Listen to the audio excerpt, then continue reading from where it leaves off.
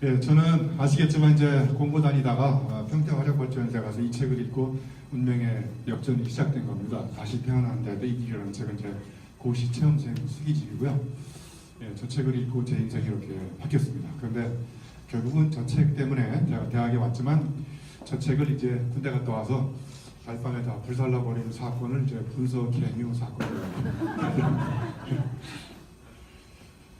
저는 최근에 읽은 어떤 글이 살아남는가에 보면 이 문구가 정말 아름답더라고요. 책과 숙명적으로 만나기 위해서는 절대적으로 양보할 수 있는 한 가지 조건이 있는데 우연히 만나야 된다는 거예요. 무슨 일이 있어도 책과는 우연히 만나야 됩니다. 근데 돌이켜보니까 제가 읽은 책도 누구한테 추천도서로 읽은 것도 있지만 제가 우연히 집어든 책들이 저의 폐부를 찌르고 전투력을 반짝반짝하게 만드는 책들이 많더라고요. 그래서 여러분도 추천도서도 읽어야 되지만 서점에 가서 이렇게 우연히 자빠져 있는 책을 자꾸 만져보시고 우연히 집어들면 그게 여러분의 운명을 혁명으로 바꿔주는 것 같아요.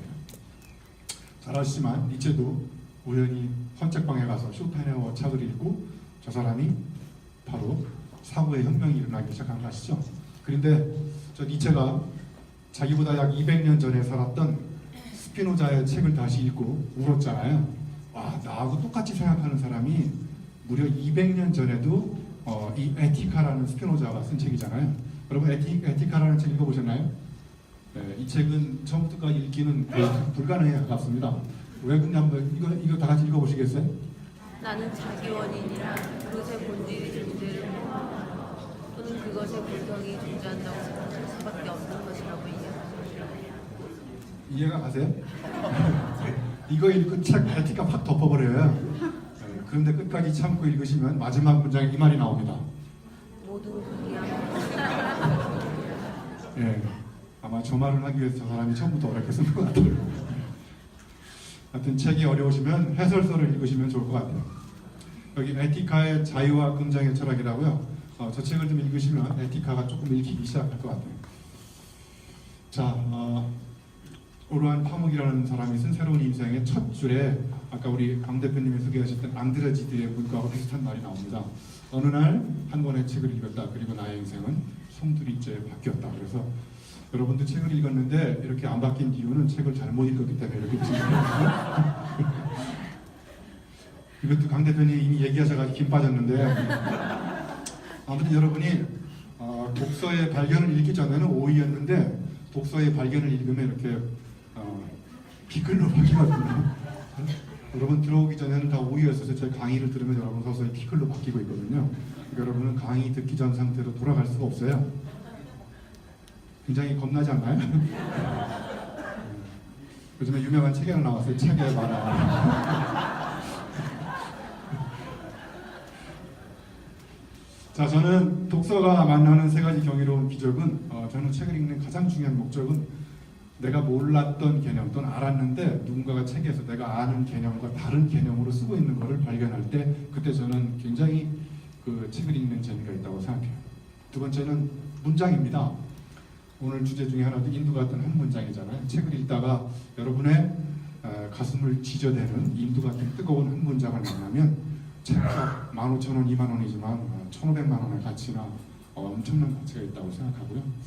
그 다음에 이것도 강 대표님 아까 얘기했잖아요. 간접 체험.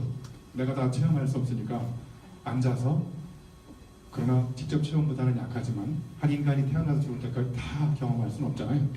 그 다음에 이제 마지막에는 책 속에 담겨져 있는 저자의 사유의 그 지평입니다. 그래서 어떻게 저런 생각을 할 수 있을까를 우리가 책을 읽으면서 그 많은 걸 깨닫게 되는 것 같아서 제가 이걸 짤막짤막하게 그러면 마지막은 이제 상상입니다. 생각 너머에 상상을 하게 만드는 것. 예를 들면 베르나르 베르나르의 개미라는 걸 읽어보면 어떻게 저런 놀라운 상상을 할 수 있을까. 그러니까 체험도 넘어서는 그런 인류의 상상력의 보고가 책이라고 생각합니다. 자, 개념에 대한 이야기 첫 번째. 여러분 고전에 대한 개념 정의가 이렇게 나와 있어요. 고전이란 사람들이 나는 무엇을 다시 읽고 있어라고 말하지 나는 지금 무엇을 읽고 있어라고 말하지 않는 책이다. 이게 무슨 얘기인지 아시죠? 예를 들면 데미안이라는 책을 나는 지금 다시 읽고 있어 이렇게 쪽팔리지 않지. 난 데미안을 지금 읽고 있어 그러면 야 이 새끼야 그거 지금 읽으면 어떻게 해. 중학교 때 읽었어야 되는데. 괴테의 파우스트는 사실 읽기 처음부터까지 어렵잖아요. 근데 나 지금 괴테의 파우스트를 다시 읽고 있어 그러면 쪽팔리지 않잖아요. 놀라운 정의인 것 같아요. 그죠? 이렇게 우리가 알고 있는 고전 그러면 클래식 뭐 성현들이 갖고 있는 생각의 복음 이렇게 정의가 되어 있지만 이렇게 이런 책을 읽어보면 고전에 대해서 새로운 개념을 정의할 수 있잖아요. 자, 김소연 시인이 쓴 한 글자 사전에 보면 이런 이야기가 나와요. 자, 이 말 한마디로 어린아이는 어른들의 이목을 집중시킬 수 있다. 이게 뭘까요? 쉬. 여러분 이 쉬에 대해서 이런 놀라운 정의는 여러분 머리로는 도저히 생각할 수 없는 정의예요. 자, 그러면 이번에는 이 말 한마디로 어른 아이들의 이목을 집중시키려 한다.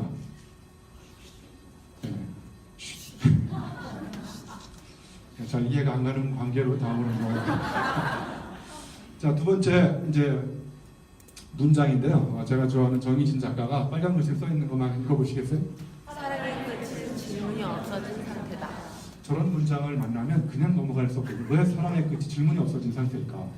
여러분이 누군가를 사랑할 때는 질문이 굉장히 많지 않나요?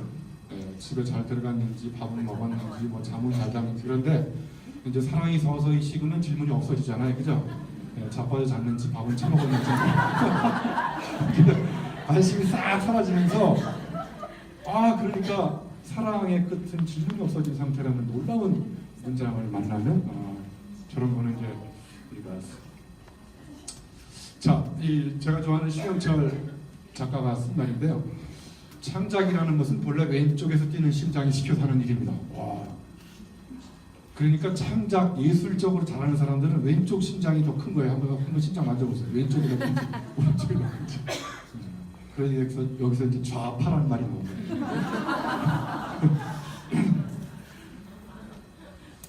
네, 제가 불행히 피하기 위해서 여러분 많이 읽는 책 중에 하나인데 이 책에 보면 이런 비유법이 나오더라고요.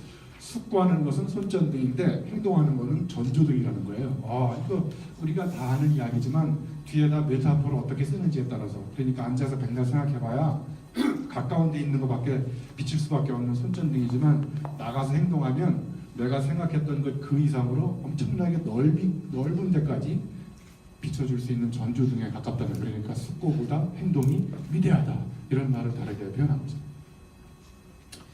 자, 다시 연습이다라는 제가 독서의 발견책에서 많이 인용하고 이건 영화 뭔지 아시죠? 네, 리플래시라는 영화인데 이 다시 연습이다라는 책은 악기를 좋아하는 실제 연주자에까지 꿈의 일부 시점까지 갔다가 결국 좌절하고 그 인생을 자기가 이제 쭉 연습에 관해서 쓴 책인데요. 아무튼 이런 책을 통해서 한 개인이 체험을 통해서 얼마나 노력을 하는지에 대한 걸 우리가 또 살펴볼 수 있을 것 같아요. 자, 그 황현산 작가가 쓴 밤이 선생이다라는 책에 보면 정말 이 놀라운 우리 조상들의 이 소금을 딱 먹어보면 이건 서해 바다에서 나온 거네. 여러분 그렇게 알 수 있나요? 소금을 딱 먹으면 이건 남해 바다에서 태어난 거네. 그러니까 이게 화염인지 천일염인지를 그냥 먹어보면 알 수 있다는 놀라운 체험의 그 성현들의 이야기잖아요. 근데 저런 것들이 점점 이제 디지털화되면서 이제 소금 염전 자체도 이제 구경하기 어려운 그런 데로 바뀌고 있는 것 같아요. 제가 좋아하는 그리스인 조르바에 보면 이제 이렇게 긴 문장이 나오지만 아무튼 앉아서 머리를 생각만 하지 말고 나가서 행동해봐라. 그래서 여기 보시면 그 흡사 피한다운 흐르지 않는 것 같다 그래서 무엇으로 이해한다는 거야 머리로 웃기지 맙시다. 그래서 이제 그리스인 조르바 책을 제가 필사하고 있습니다. 그래서 필사가 언제 끝날지 모르지만 그 책이 필사가 끝나면 이제 저 책을 들고 그리스인 조르바 박물관에 가서 협상을 해가지고 한 10억에 팔아먹으려고 해요. 그래서 협상이 잘 되면 팔아먹고 안 되면 그냥 먹고 그런 거죠.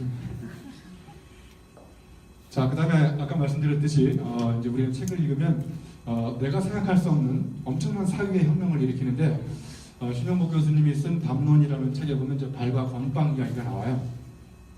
이분이 이제 교도소에서 건빵을 먹는데 옆에 사람 소리 안 들리게 먹을 수 있는 개수를 3개 내지 4개라는 걸 연구 결과를 발표한 적이 있어요. 근데 이제 개수가 넘어가면 침이 한개가 와가지고 이렇게 씹는 소리가 나는 거예요. 그래서 옆에 사람이 그걸 다 세잖아. 너 어제 건빵 17개 먹었지. 이렇게. 근데 이분이 이제 건빵을 먹고 와서 이제 건빵을 먹다가 목이 너무 말라가지고 화장실에 가서 물 먹고 오다가 건빵 먹는 개수를 세는 옆에 사람 발을 밟았어요. 그랬더니 이제 이 사람은 화가 나잖아요. 건빵도 혼자 먹고 말이에요. 발 밟아가지고 대판 싸움이 일어났거든요. 그래서 이 이야기를 왜 하냐면요. 여러분 싸움이 왜 일어났을까요? 싸움이 일어나는 직접적인 원인 제공자는 발을 밟은 거죠. 네, 발은 어디 갔다 오다 밟았어요? 네, 화장실은 왜 갔어요? 물 먹으러. 물은 왜 먹으러 갔어요? 건빵을 먹으면 그 앞단계고 목이 말랐잖아요. 그죠? 네, 목이 마른 거는 건빵을 먹은 거죠. 그러니까 싸움이라는 걸 설명하려면 발하고 건빵 사이의 관계를 파악해야 되거든요. 그러니까 발하고 건빵은 밀접한 관계가 있다는 거예요. 잘 이해가 안 가시나 보네요, 저희.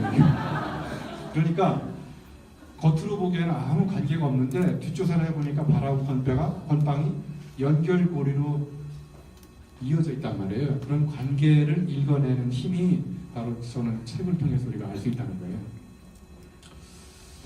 자, 저는 이 문장을 읽고 충격을 받았어요. 무지는 나태의 결과가 아니라 근면의 성과라는 거예요.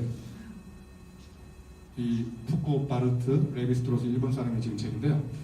저거 이해가 갔습니까? 무지는 나태의 결과가 아니라 근면의 성과라고. 저는 이걸 읽고 또 이렇게 패러디하고 싶은 충동이 느껴졌어요. 책을 읽고 싶지 않다고 말하는 것은 단순히 의지의 결핍을 가리키는 말이 아닙니다. 읽고 싶지 않다라는 마음가짐을 갖고 한결같이 노력해보려고 바로 지금 상태가 됩니다. 책을 읽지 않는 습관은 나태의 결과가 아니라 근면의 성과라는 거예요. 네? 여러분 너무나 근면하게 이렇게 노력하신 결과 책을 안 읽게 된 거예요.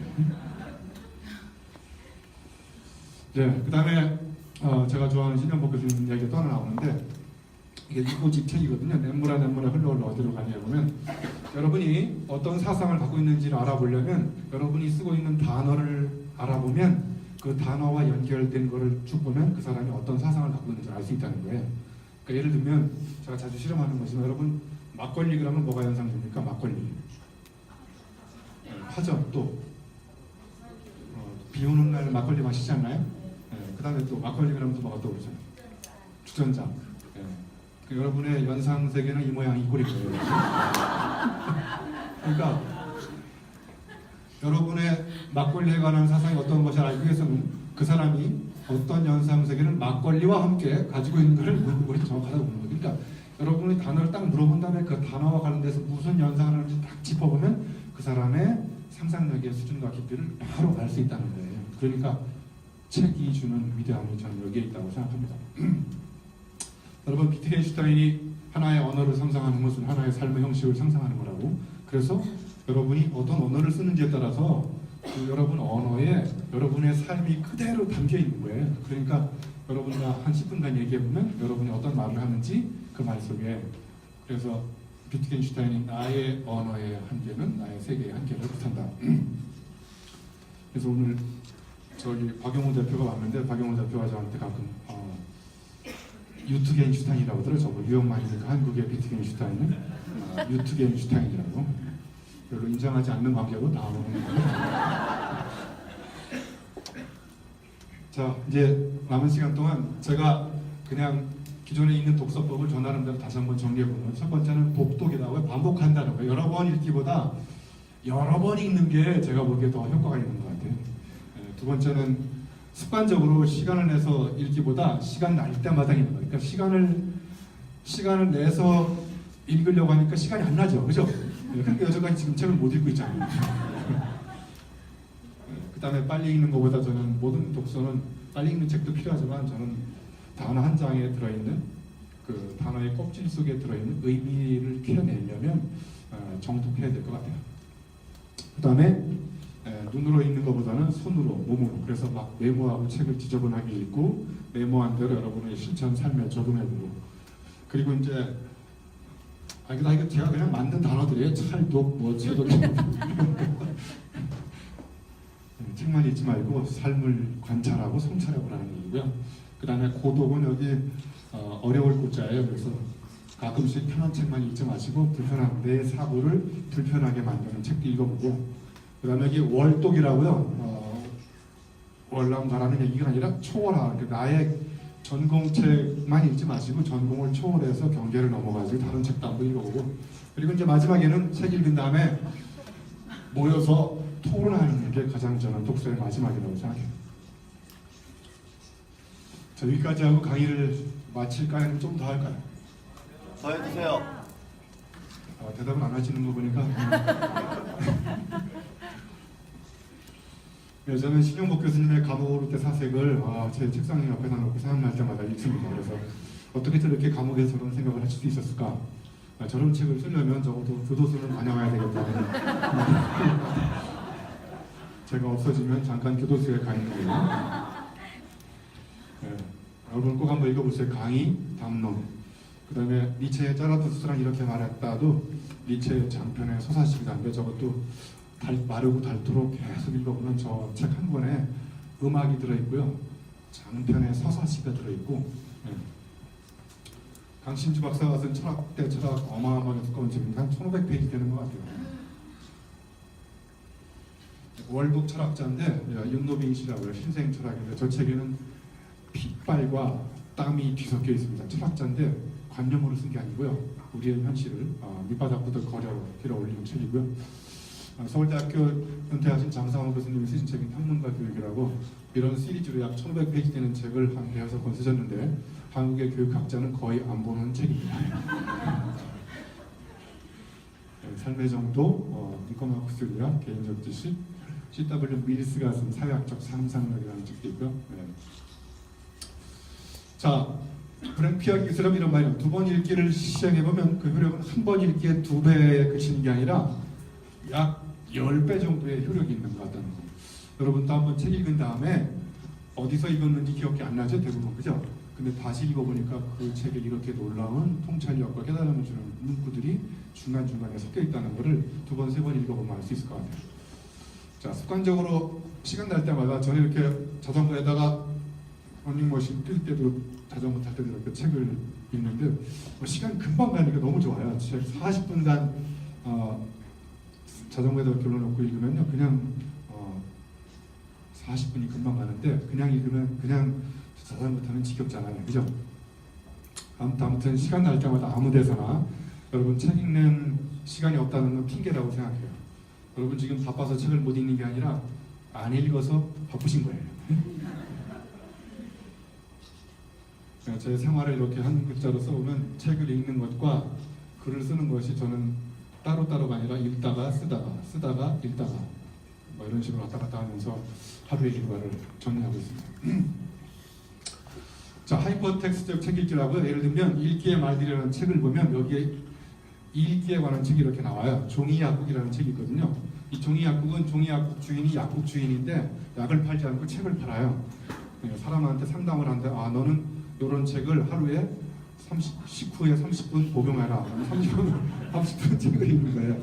그리고 절대로 이 사람한테 항의하면 안 돼. 이 사람한테 항의하면 기분 나빠서 이 사람이 책을 처방을 안 해줘요. 네? 이 사람 이야기를 꼭 알아들어야 돼요.